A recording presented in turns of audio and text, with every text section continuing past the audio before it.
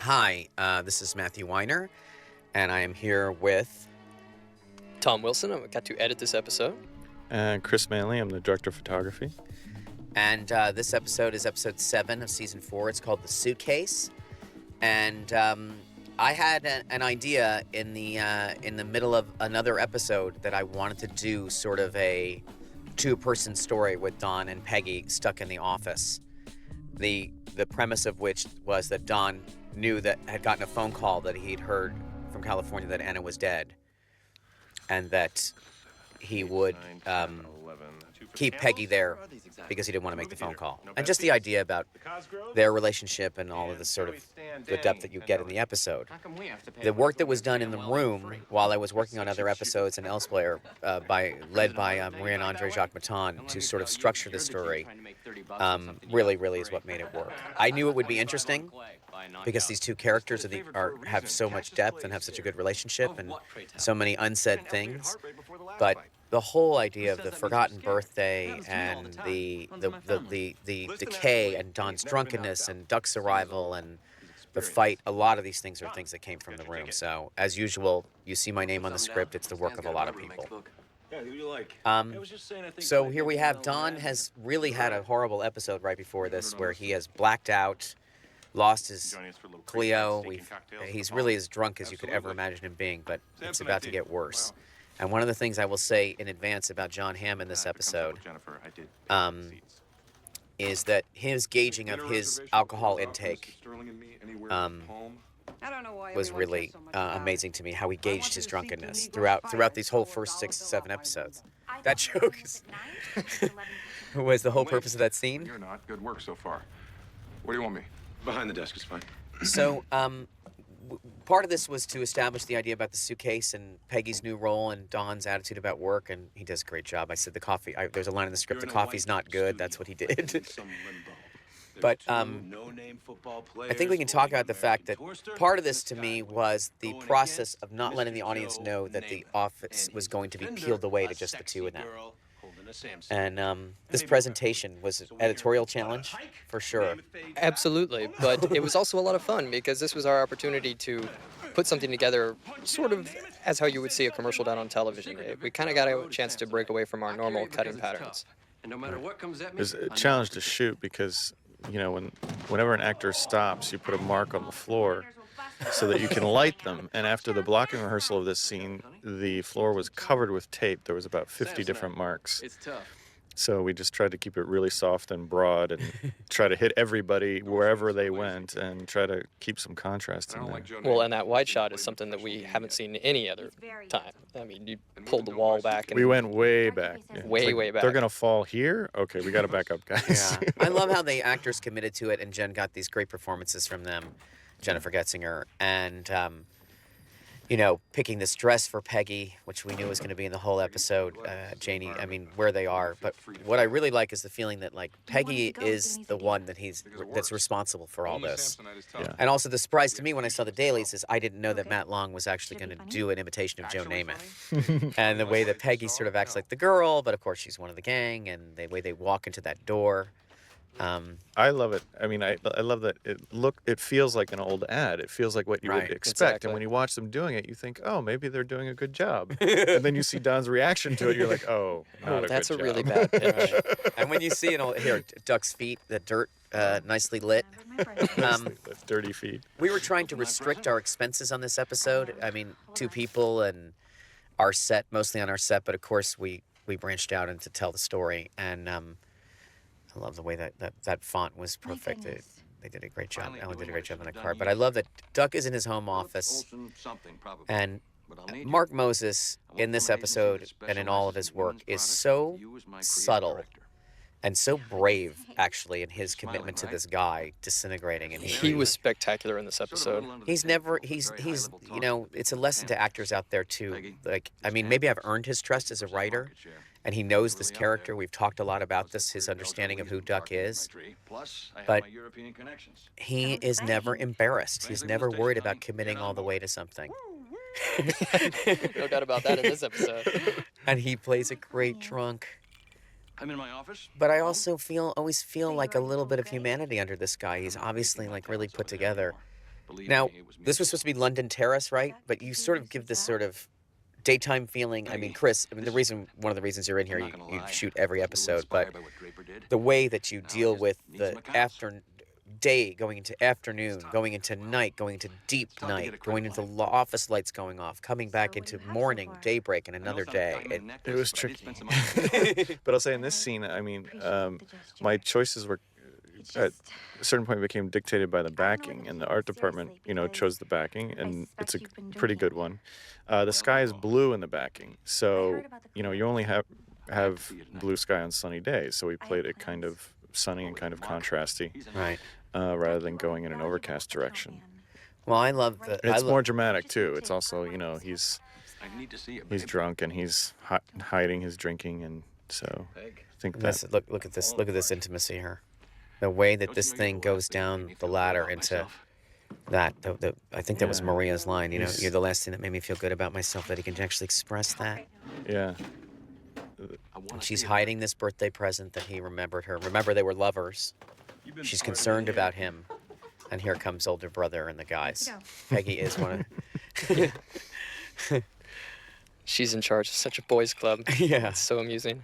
And that. I mean, originally I had the line where he said Jesus when he did it, but I was like, you usually don't say anything when that happens to you on your own. Too while we were doing it, but not before. I'm not gonna lie. A lot of this episode is about the creative process, too, and I think both of you guys, we've discussed that while we were doing it, about an idea going across and not working, and who owns an idea and where an idea comes from. And how you get to an idea. The idea of, like what Don says, you bang your head against the wall until it's there. So Stan admitting the fact that he would, like Chris Manley, thought this was a great ad until he realized it wasn't. Until Don told him it wasn't.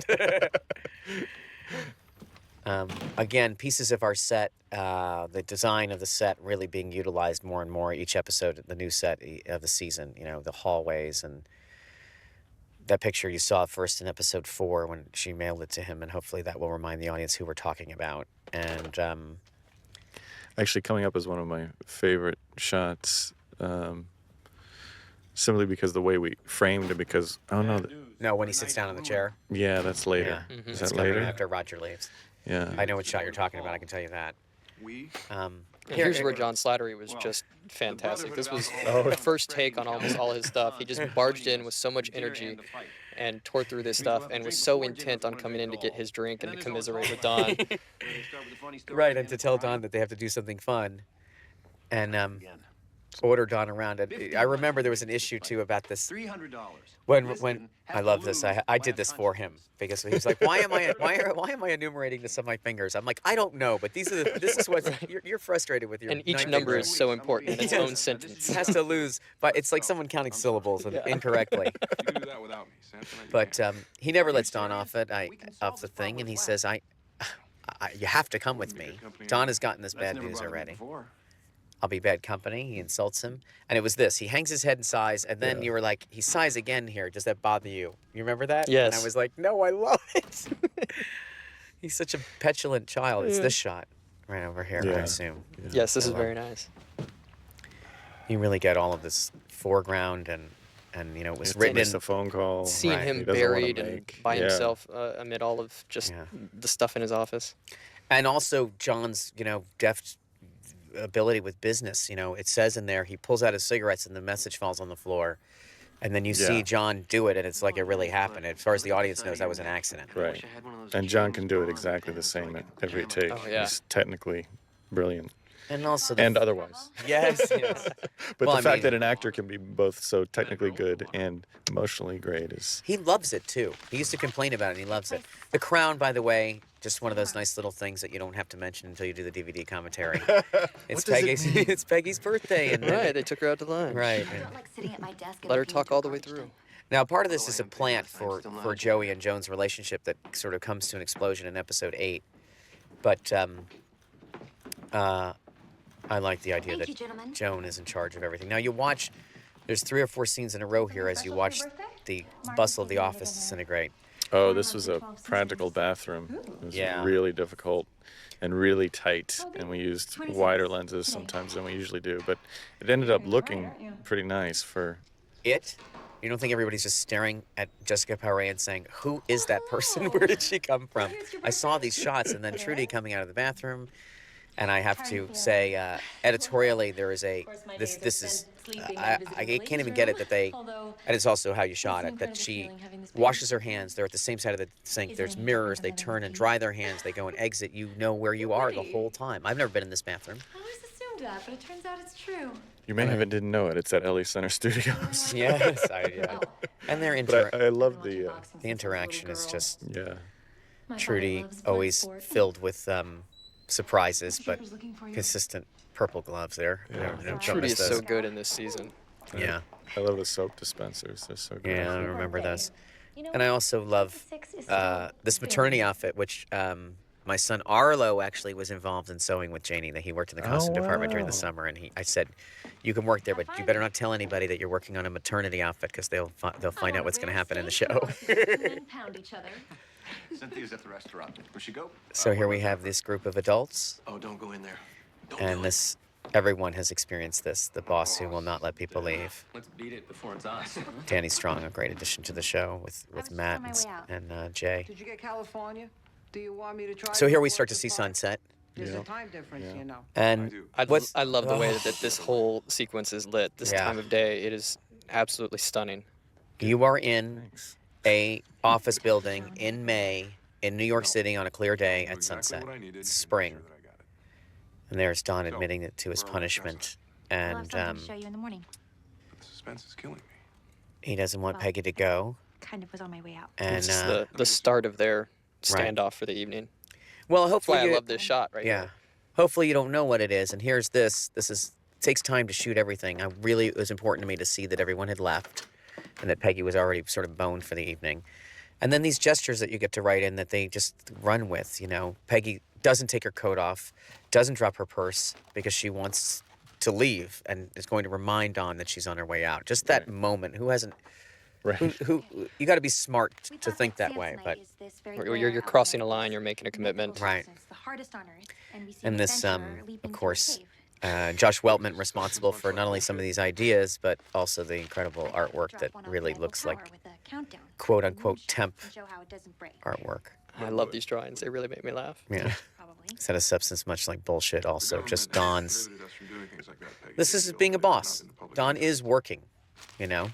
And I love her increasing frustration, where she just gives up here. His hair. I gave you more responsibility and you didn't do anything. That you like. We did work a lot. I don't care if you work 10 seconds. If you There's a bring me lot something I like. that's true here do this about right now. management of people, and you should go back and forth between identifying with Peggy I know you have plans. and You're gonna call me from a bar with an idea? You think elves do this? I'm just gonna change it anyway. Excuse me? her insubordination. Well, that's what I love about the And yet you interplay are on between both these sides, two characters. Yeah, you identify with both of them all the way through. I have been both of these people. I can tell you that. And here's Mark. This is I got drawn into his web. It's gonna be a while. there's a reveal here, obviously, which Sooner while like I should cancel. is done in 15 very minutes? few lines, It shouldn't nicely. take too long. He's going to the boxing match. He's going to Luckily. Maine? You can watch it on closed circuit TV. in But the I morning. also, this was based on a real restaurant, How come which we someone didn't told go? me about from the period, which was the Forum of the 12 Caesars, which was actually a very fancy restaurant, theme restaurant, with these amazing costumes, an amazing menu, and this Roman theme Italian restaurant. And we tried to recreate it to some She's gonna be success, a I few minutes think. late. A surprise on top of a surprise. So you know, you don't even know who that woman is, but you know it's a surprise. And then we get this is Murderer's Row here. Audrey and Darian, mixing the actors up, and Myra Turley, who plays They're Catherine. fantastic. It's just every piece of conversation with them is always feels so real to me, and I recognize them, and everybody recognizes them. Now, what if So here we're at how a if different either state of the sits on or day, steps on the Yeah. suitcase? and the blues are starting to come in, and It's dusk. the audience has to understand, those who are not How in about a slow part of moving airplane cinematography. maneuver? You like Cassius Clay? One of the biggest challenges in this is always the Very mixture nice. of the lighting in the room, You're not supposed to. the practical lighting I with remember the my dad daylight talking about outside, and it's matching something coal that in a way that made my father throw we up on really purpose. that you really have excelled at, and really He's got a big mouth. this was the big part. I'm And the greatest. I also Not if you have to say it. I love this conversation here. Yeah, it's great. This is the beginning of Do Don weighing in on this. And he was called Muhammad Ali. He called himself Muhammad Ali, but the press would not acknowledge it at this point. And the fact that Don is backing Sonny Liston, and whether you know it or not, who wins this, it means you know he's not backing Muhammad Ali, even if you don't know who won. 3 classes a suitcase. And here's the slow repetition of the idea. How do you do that on TV? What's the story? And Tom, also, we've talked about this too. No, It wasn't I love just it. performance. That's It's not just comedy and performance in here. There's a real sense of their conversational intimacy. Part of it's staging, but part of it, I think, is that you really sort of Hello? Oh, hello, Roger. you No, he's not you here. played you. I mean, there's a lot of first takes in this show. Would you say? There are. Well, with these two actors, you know, Lizzie's a first take wonder a lot of times, but absolutely, they really knew what they wanted to do, and they know these characters so well, and they know this relationship so well that they just effortlessly got right into where they needed to be. You know, this was one of those episodes. A lot of times, as we go through and cut it, that you want to see something that I'm not really sure I have in the footage, but this was one where I never hesitated. I mean, Right. anytime you asked me, can we do this? Sure, no problem. You know, we had everything we could have possibly needed from these guys. And also, there are things that we let play in wide that I traditionally wouldn't have, because they were so strong. I mean, I remember that I almost reshot that. I love this. And again, credit to our production designer and to Dan Bishop and Claudette, that the presentation and Chris Brown, the presentation of that bar, which is a phone booth, a cigarette machine, and 2 extras Against a wall. against a wall, And and then there's It's almost an the hour. time has passed, So sorry. and you know that because the lighting has is. changed. Did you at least have something? And here's this, yeah, next time she goes into the office, it'll be a little darker. right? I think it might be I too. can't just leave, okay? And not just the lighting, too, but the way that you and You know Jennifer what? Just go to my apartment. shot Wait for me. We these can same figure this out. locations in so many different ways. I don't wanna do We that. never, nothing ever gets stale throughout the episode. Damn it, It's, Peggy, I've got your whole family good. here for a surprise dinner. it's very compelling. I think the light You can change make has it a lot worse to is do by with not that coming as at well. Sure. I do. I love this shot. I love the way. I mean, So just sorry. people at home. That is a I'm going that is now. that is a slide out Thank there. you. That is a big piece of plastic with a photograph on it, and to the naked eye, that there's lights in that building, and then it gets grayer and foggier and mistier beyond it, and that particular skyline in New York. Okay, I'm going to leave if that's all right with you. I'm not so sure about it. I mean, every time we get into this, we abandon toughness. You're talking about levels of drunkenness. This is a good example. Well, he gets really, really drunk, and then he gets a little bit more sober, and then he's just trashed. And I love I'm sorry. this. This You have is someplace to as be? we slowly build to this confrontation here. Maybe tap your foot so I And get I, the message. again, it's one of these things where I remember writing this and thinking, birthday. like, And I'm pretty sure I ruined everything. she would not Why the leave hell didn't you tell me? because he's the boss. And then in the back of our mind is like, she probably cherishes her time alone with him still, Oh, I'm so even sick for her that I ruined birthday. birthday. But he's so You mean. know when my birthday is? I was your secretary. Yes, I Well, remember. enjoy your evening. By the way, That you was are a line from The Room. I was your something secretary. years That's not old. mine. It's time to get over I birthday. love that line. It always I makes me know. laugh. Me too. Because it was like he would accuse her of that. And then also, when you get a line like that, you understand the whole tenor of the scene is about Don, and I can work on that, of Don adding, adding more Don, basically saying the truth. You're too old to care about your birthday, and this is your job, and you should have said something, which she should have. But she knows she can't. He's wrong. Yes, I'm that important. There's part of this costume there. So the And, fact that you're calling means you haven't left yet. I'm not going to be able to. We make get to it at use this all. phone booth again in Are the you set, kidding me? which I I'm sorry. couldn't believe it But when no I one first asked saw you the to do lobby, this. the plans for the lobby. said There was you a never phone had booth a there. I was like, of surprise. course there is. I can't Love believe you. that. And here, Hello, Ma. I know this is comic in its cruelty. The The roommate. roommate. The way she talks and the way that Myra delivers this and the way it comes out Mrs. Olson, it's on the okay. page, it's cruel, but she thinks she's being kind. She's talking about manners. She thinks she's looking out for her daughter. The most important thing to me is she's so mean, and then she says, "Okay, goodbye."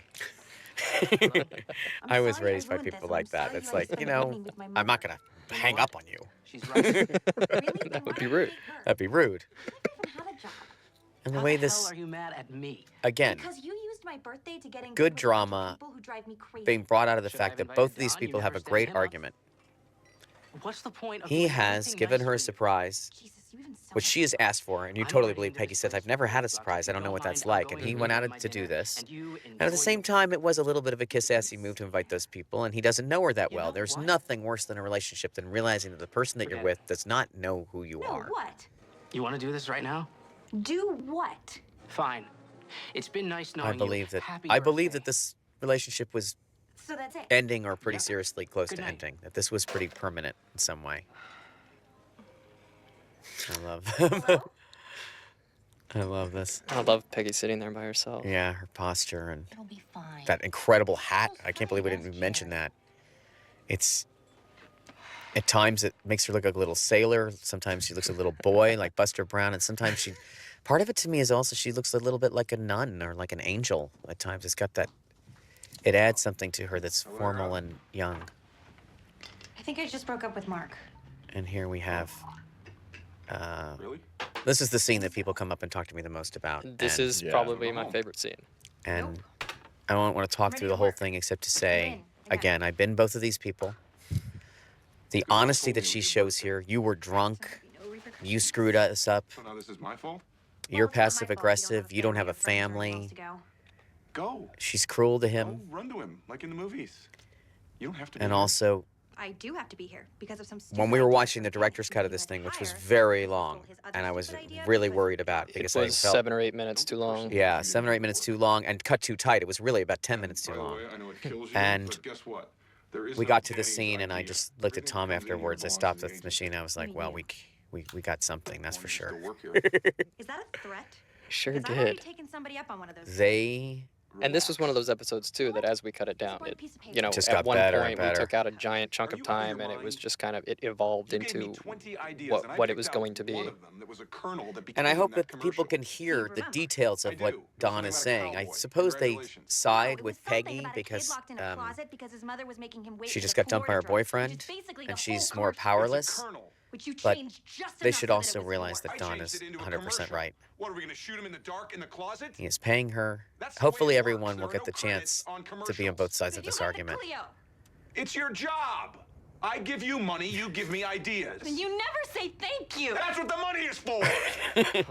You're young. You will get your recognition. And honestly, it is absolutely And, ridiculous you know, to be 2 okay, years into so your Don has career said the and telling truth, me and your now ideas. he should stop. and Now he just keeps driving that Yeah. nail in. Now she's enjoying the fact that he's frustrated and upset. And look at his face, you know, the Yeah. physical commitment they make to this. And then And again, the testament to these actors, they did sorry 2 about takes your boyfriend, of all of this okay? stuff. I They were know, just they did incredible. it They like nailed 80 it right away and times, then yeah. just did another one. And this moment, not a joke, just Peggy comes in here, and I hope everyone, maybe you don't, you're seeing this is your first season of the show, but there was something about Peggy not crying in the girls' room, in the ladies' room, in the second episode of the season. season. Yeah. And there she is, just completely disintegrating. She's become that woman in the Yeah. bathroom crying at the sink. May Right, 25th. right. Ideas for Samsonite. And her boyfriend's gone, and Toughness means Don's saying, I'm sorry about your... It's just like having no idea. Now, we had this idea about Roger's book. This is from the second season, believe it or not. I had the title Sterling's Gold, and I kept wondering I was going to do it. By the way, that's a real mouse. It's really amazing. And was a that's great the- stunt mouse. That's the production sound also. The sound work that was done on this episode to convey the emptiness of the office and the nighttimeness of the streets and the traffic, and you'll hear the different locales and this knock on the door and how far away Don's voice is. I really... What do you want? But anyway, we knew, and I also knew who Lyle Evans was, even though originally it was just an utterance. We had written this long before anybody saw it, and I was like, well, Lyle Evans, this is why he's Cooper's mortal enemy. He would And be we'd my always mortal talked about enemy. the fact, because we knew what was happening with episode 9, that Miss Blankenship, that at some point his father had her, that Roger's dad found out that he had an affair with her. And I always want to keep, and of course, some amazing sound work done here by Jeff Roubaix and Jason George, and of course our mixers, Todd and Ken Well, Ken and Teeny and sound-wise, Todd it's a Orr. very challenging episode. To Oh have that my much God. silence is really hard to do. But they went and got a practical tape recorder and gave me that sound of it, and you'll hear the pitch of Roger's voice. It really sounds like one of those old dictaphones. his sexual prime by an unnecessary orchiectomy. Lyle Evans, M.D. I think he had him You see the killed. Clio back there. Anyway, sometime And I in also love, 48. when I was writing this, I think I dictated a lot of this to Jonathan Igley, was a writer's assistant on this because Aaron was off writing. And this is one of my favorite things is like reading when he's someone's this line right here. Come on, Ida was a Hellcat? Cooper lost his balls? Roger's writing a book? That's the most outrageous thing in there. It's a real sitcom joke. He has a couple of my favorite lines in this scene. I've got nothing to say. I love the fact that now he's offering an olive branch, but their conversation is, we don't talk, right? And I think you like it that way. I know. I didn't want it to be sentimental. I wanted it to be earned, and she's making him earn it. right. We're supposed to be staring at each other. And she over but then candlelight, she and he invites me erupts over. with it. Yeah. He doesn't know me. And of course, Don, It's not my fault. Don has no one in his life at this point, and he knows. I'm back to square one. You forget about Anna, and it's part of the reason why that's so much fun is that there's nothing to cut to. That was the writing challenge, but that's why it was great. Maria and the writers' room, that everybody really found a way to put these events in some order. Here's the mouse. We have a lot of mice at LA Center Studios where we shoot, and there is a lot, and there's a lot of a mouse in the middle of the night, and Peggy's shriek. Tom, we talked about this. Jen did shoot him from under the couch, and I just thought it was not funny. Yes. I thought it was way better to see him from behind, but. And we also had a wide shot where we saw the mouse skittering across the floor, but it was just a little too much. Right. It was a little too staged. And I love the way that she creeps over here, and you captured her physicality and him making fun of her about throwing it off the building. And the way out of the room, of course, which is related. Now, this is a sound trick that was in the script. But the idea that Don hears the phone ring and thinks it's in that room because he's so afraid of that phone ringing, but it's not. I want to answer it. The first one was louder. Yeah, the first one sounds like it's in the room, but it's not. And then, of course, the wonderful, we assumed that was probably Duck calling. What's the most exciting Yes, thing about now. a suitcase? Right. And here they are talking about work, because that's what they talk about, and stuff comes out. Oh, one thing about this painting, too. This line about the roach and everything was something one of my kids said to me when we were living in New York about, I shouldn't say the restaurant, but it has the best fries in the world. It is a Greek diner. That doesn't narrow it down. I wanted this painting with a certain perspective, and I kept trying to explain it to the art department. They had doctored photos. They had all these things. And then someone ran into the restaurant and took a picture on their cell phone and sent it to us, and the art department made the painting. And now it's Maria Jacques-Maton, whose maiden name is Mastris, is a Greek. She really wanted this picture of the Acropolis, this amateur painting. But I love how they laugh about their intimacy here, and we had a big debate here. You want to talk about this, Tom, this scene in particular? First of all, we didn't have good sound in the Avid, so when we were editing, so I didn't know what it was, so we were going to play a lot of it tight anyway. But the wide shots, there was a lot about the wide shot that felt, wasn't when it was like grabbing fries and stuff, it looked like it was trying to reach for her hand and stuff. Yes, the wide shot was kind of across a counter, several more tables, and it almost looked like he was making a gesture of compassion instead of just stealing her fries. The best idea always wins. And yeah, I mean, we didn't even use too many of the medium shots in here. We pretty much, these are our tighter shots. Right. All the way through it. Just Are they blown to keep up, it or is intimate. it? Not, don't say it in front of Chris. Okay, I'll tell you later. They are. But there's a Chris knows. But also there is this diner, this Greek diner feeling. This is a tough one too, because it's even all of a sudden we're in that incredibly bright light, right, Chris? I mean, it's Yeah. Well, it's a nice contrast to get into a brighter environment and then go back into the dark office or the bar. I think they go after this. But it's always tricky lighting, spaces that are bright and white and open, and making it just flat enough so that you believe the light in the location, but not so flat that they look horrible. Yeah. But I do love the intimacy. That was what it is to me. It's just like I've talked about it before. How I love to see the gradations of intimacy increase. How people get through levels of reality until they're really talking to each other. We talked about that in regards to this story a lot. Not just the intimacy, but the characters themselves. How you are peeling off characters and getting it down to what these two are doing together here at night, and then within it, it's even further down the intimacy between them. It's yeah, it's hard to explain. I mean, I'm here with the cinematographer and the editor of this episode, and I hope that the audience, that people understand who want to do this, that both of you are so into the story. This is not about what frame you're cutting on or what the f-stop is. This is about who are the people, and you use those tools to tell the story. And I always talk about it with Janie, and everybody on this show has a creative capacity, and that's you cannot fail when you do that. I gotta give it. Sorry, Yeah, I was going to say it actually makes it easier. It makes it easier for me to do my job, because if I have a decision to make about a color gel to use or what kind of contrast to use, it comes, I just go back to the story, and that helps me make that decision. Well, here we have what was really a story that was going to be told with sound. And Tom, we'll say it started with you. We started with Blake, actually, trying to get the recording of the fight. And the amount of work and the back timing of when the fight would happen. Because to me, the big moment in this episode is actually Don yelling, "Get up." Because that's where he is. And it turns to crap after that. But I wanted to emotionally feel that. And, the playgrounds line happens right before that. They're the most intimate that they are. Even more intimate than when he's crying to me is when she admits that, when she says, yeah. They actually acknowledge this baby that she had.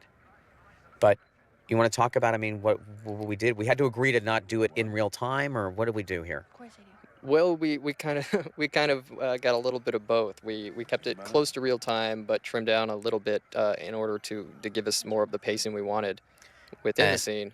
And then they re-recorded in the end. They re-recorded our cut down version in the end, because the original was so scratchy. It sounded like a recording off of a radio broadcast. And just this, folks. We always want to use the real thing. The real thing. There is this legendary fight. There is no recording that you can really understand what's going on. We kept every legible word basically in the recording and ran it right up to this. But that's something that we always do on Mad Men, is we always try to make sure that the what was really being played on the air at any given time is accurate and time proper. Already? Who won? And we, I'd lived through the Mike Tyson Spinks fight. We all, that this is what happens, but so symbolic, So many things we do on this show where there's anticipation and there's such an anticlimax, but that happens a lot in life. And then that conversation between the two of them, I talked over it, but it's very emotional for me to watch, and I love this here where she's helping him. This is when your show starts getting expensive, when you have to build a hallway to do this joke. Men's and women's rooms are never that close together, but I just love that she had to decide which room to go in. John Hamm, one of the best fake vomiters ever. And also, the bathrooms really do look like this at LA Center. Of course, the building is this period. And then we love this idea that Peggy had never been in the men's room before and would be a little curious. A little curious, and I know Jennifer really wanted to make her a little trepidatious as well. Oh, yeah. Ooh, that's a urinal. Oh, no, I remember saying to her, like, do you want to touch anything in there? Or what, it's certainly, no matter what, men going to the women's room, it's always like, wow, this is great. So, when you start the sound and where you hear it, and then now you know, because she told you that it's duck. Talking about Mark Moses not being afraid to do anything. Yeah. What are you doing? I think and this is not to embarrass him. How could you embarrass him? He's totally committing to this. Let me concentrate is one of my favorite lines. And I love when he looks up and realizes it's Roger's office. And he changes gears here. Like once she sort of caught him, he's going anywhere. He's so romantic with her. This, of course, based on the fact that this is a time-honored tradition of executives pooping in each other's desk chairs. By the way, I just want to say that. And we didn't make that up. And here he is. She just wants to get him out of there, but he's so kind. Hey, she's so kind to him. She's nursing two of these men. And, of course, this is not an accident that we figured out that this was related in more than just a thematic way to Liston and Ali. And the vomit on his shirt, the commitment to it. And I went down and Jennifer did an amazing job on it. These guys completely committed to it. They knew right away. And I think there was some line in there about them pulling each other's shirts that it would be, we were in love. That it would be an ugly fight. It would be two drunk guys. and it would not be like a super choreographed looking thing. Yeah, the Really? word we used all the way through was sloppy. Sloppy. From the tone meeting through shooting, Right. and cutting it together. I remember we almost took this shot out, even though I love it. I love it. I love that you guys got that. And I love that Don says uncle, and he sort of doesn't care. Still think you're better than me? But there it is. That's the cruelest blow. You're not better than me. This is the place where I was saying I wished I'd had a single of Peggy during the fight. Yeah. I almost shot it. And then everybody was like, it plays so well wide. It's so much more awkward to not have to cut to... And a small compensation and kind of cut to Peggy a little bit more during the fight. is that how you instead of- solved that? You never told me that. Instead of trying to show her right before it broke out. Right. And David wrote a beautiful cue there, David Carbonara, but look at this pool of light here. Completely motivated and believable, but just... And this is where you look at John Hamm and you say, this is... he physically has morphed here into something else. Yeah. This man is not drunk. This is an acting job. And he is wearing a little bit less makeup, and his hair is messed up, and his beard has grown in. But this is something that comes from inside him and changes the way he looks. And I love how generous, just story-wise, how generous Don is with her here. He doesn't care. We always thought it'd be this huge thing when Don found out that Duck and Peggy had been together because he hates him so much, but he doesn't care. He's in his own thing. He can't He's got judge bigger anybody. problems. He's got bigger problems. I also feel like he can't judge anybody. Not from where he's at. And also the audience, too, for them to acknowledge with that line that we know, Do you want to be alone? how long is this going to go on? How long do you keep drinking like this? No one really talked about, no one said the word alcoholic in this thing other than Freddie Rumsen. Mm-hmm. But Don is, look at this. This is amazing what he does here. The wrinkliness of the shirt, the vomit stain is now degraded further. And then I always wanted her to nurse him, but I wanted her to not judge him. And she feels badly for him. There's no doubt about it. She knows that was humiliating. As I say, David wrote the cue, and there was a shot in there of her going out with Duck, walking into the elevator, but it almost felt like she was judging Don. And we were looking for a time, and we took it out. Close-up where she just looks at him. Right. We didn't want to make it look like she was room. really choosing between the two different men. It's not about that. No. And this is great, the way that it was picked up on the phone, which we know is on everybody's mind. This little dissolve here. This is Tom really just finding pieces of things to make the passage of time feel good. And then there's just different. This is there's a sound thing in there too. Remember we added their footsteps coming down the hall before that. Hear her walking up, but we took out all of the music. I mean, just a faint traffic background made it very creepy. Well, I said, I've seen a ghost. I guess I can say it here. But I said, it was obviously influenced, whether you believe in it or not, by Haunted Mansion and, and by Disney movies and stuff. I said, I want that ghost. I want her to be green. I want the wind to be blowing a little bit. I want her to be walking fine now that she's gone. And then, I give credit to people for all these ideas. And my wife was actually the one who said she should be holding a suitcase. She'd be holding a Samsonite. Because when you're in a creative problem, it is always on your mind. Right. And then, of course, it became this huge symbol, Here we are. We come to the outside of the building, and then we get this sunrise, which... beautiful. And you really keep track. I mean, this sounds really naive, but you keep track of what the orientation of this building is. This is not used for your convenience, is it, Chris? Or do we just do it for dramatic effect? Like, which side the sun is on this building, right? Yeah, we not ask that. No, I don't think we've cheated or violated it. But yes, we always play sunset from the other side, so it worked out perfectly for the staging of this scene to have it come from where it is.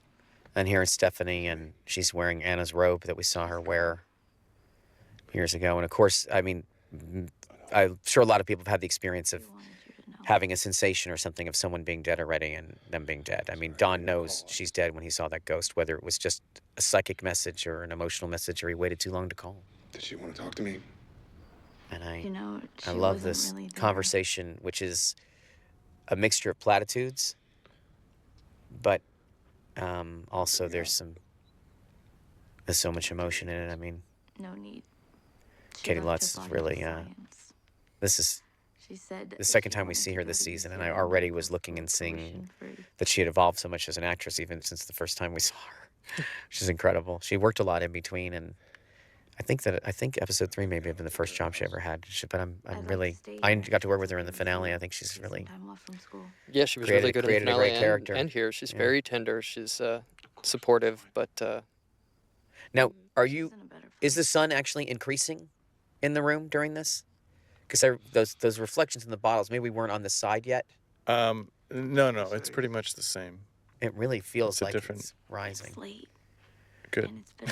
Yeah, and Tom also, we talked about this, of keeping him alone in this amazing performance and totally letting him let go of it before, as it was scripted, that he looks up and sees that Peggy's been watching him the whole time. I love that But reveal. the camera angles do it, the editing does it. John seems in his own space. And what a strange thing. That's the moment when you cry, when you get seen. Oh my God. I remember seeing this the first time. The combination of him going through this and her watching it. And the handkerchief, very important for it also. That's the... Somebody very important to me died. That's the period to me, is that men have that thing and they've always got it there to blow their nose and cover their face if they ever feel anything. The only person in the world who really knew me. And what he says is so, there's so many lines that have become so important to this story now that it's set in stone and we finished it. But I was really on the fence about that and ran it across a bunch of people, including the room, about, I always felt he should say that even if it isn't true, he definitely feels that way. And that's one of the things we get to do on the show, is have people say things and the audience knows that they're not necessarily getting reliable information, but they're getting emotionally reliable information. You never listen to me. You know what I mean? It's not true. It's the way it feels. And I remember being worried that Peggy was not giving him enough empathy. yeah, that was the thing I worked the longest on that scene. I kind of got caught up in what Don was doing and what he was feeling, and you kept coming in and saying, we're not getting Peggy there. We need to make sure we get Peggy there. And eventually we found the right combination to really make her emote the way we were looking for. And here, this is a little transition. Yeah, a little jelly bean there for Chris Manley to show the lights going off and show him going back on again. And doing like something we don't jelly do. I'm sorry, Easter egg. And then it going to black, and Drop and give me 20. there's the older brother again. Asshole. Get to work. It's 10:30, maggot. Yes. He just makes me laugh. Did you spend the night here? Yeah. This whole little boys club just makes me laugh, and the fact that she's in charge of them. Yeah. Boxing in 3 hours of analysis. And we still don't know who won. Play one. Read the paper. I love that. And this is not an accident. I expected a laugh on this, that when you open the door, that she's like this and he looks like this. Because he does. $1,000,000. People You know always what? gasp at that. It's part of the alcoholic personality for some people. People who function, this is how they could do it. And John was totally on board with it. He says, of course he's put together. Everybody was. And by the way here, Josh actually drew these, but it should be clear that Don can draw. He would not have this job and not be able to draw at least that well. How do we know it's the tourist or the guy? And we had an issue because the photo on the front of the New York Times, believe it or not, How do you put it on TV? is not the same as the photo on the front of the Daily News. The Daily News is actually the one that has more, is the more famous picture, even though they were taken at the same time. Right. And at one point we had both of those in the show. We had the cover of both of those magazines, and Peggy picked them up in the hallway, but we ended up cutting that out.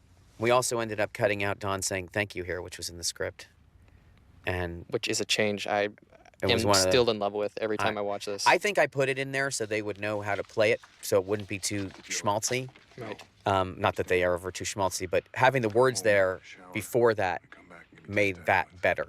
Made it a different kind of reaction. I agree completely. The silent reaction is more subtle because they had the words before it. Open or closed? And of course, it's not a lack of and I love that Peggy still criticizes his work. She can't stop working. And Simon and Garfunkel. This is from Wednesday morning, 3 a.m. album. Very dangerous territory with The Graduate in existence, but it was so earned, and I love the song. It just feels like there's somebody's soul floating over, New York City, so. It's the kind of song that makes you well up right in that final shot. Yeah. Anyway, you guys, amazing job. I think we're all proud of the work we do on this show. But Very proud of this one. This episode really was magical experience. This was one of those that this is a very unique episode in the fact that it was basically one story, right, instead of 4 or 5 stories simultaneously occurring. Right, and you run the risk of having a very special episode, Right. You run the risk of, there's so many conventional aspects to telling a story like this in your TV show when you have a formula or we don't have a formula, so we got to sort of lead them someplace they haven't been before. That was exciting. And everybody did their best work, so thank you guys. Thank you. Thanks for being here for this.